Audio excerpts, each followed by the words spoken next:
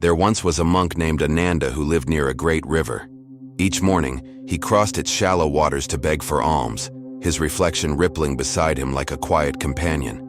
But one day, while walking across, he saw something glimmering beneath the surface, a smooth, beautiful stone. He reached down and picked it up.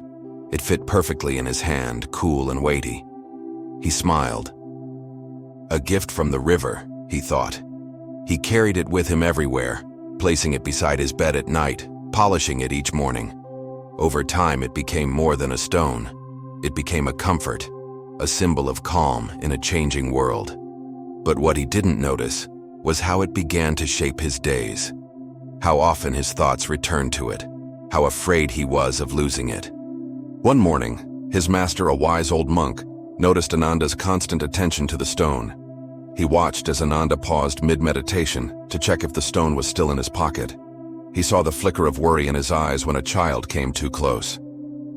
That afternoon, the master called Ananda to sit with him by the riverbank. He didn't speak for a long time, simply watching the water flow.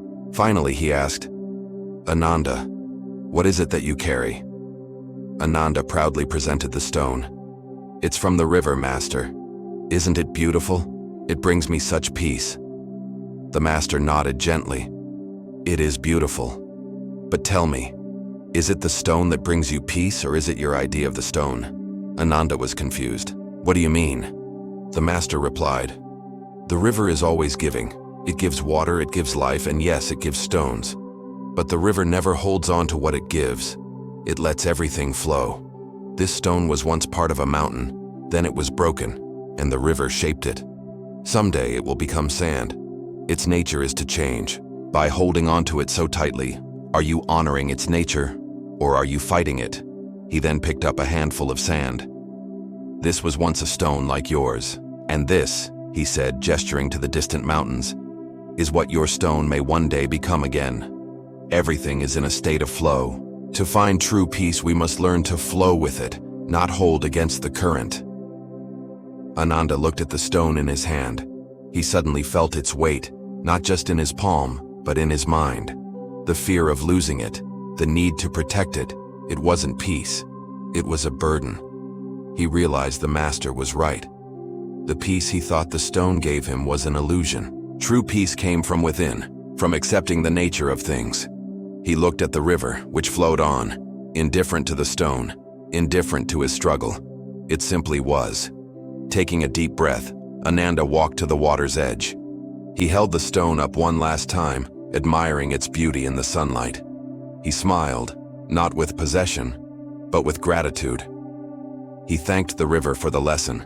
Then, with an open palm, he gently tossed the stone back into the water. It made a small splash and disappeared, returning to the flow. A profound sense of lightness washed over him. He hadn't lost anything. Instead, he had gained everything. He had gained freedom. Sometimes the things we cling to the tightest are the very things weighing us down. It could be a past hurt, a future worry, or even a beautiful memory that we're afraid to let go of.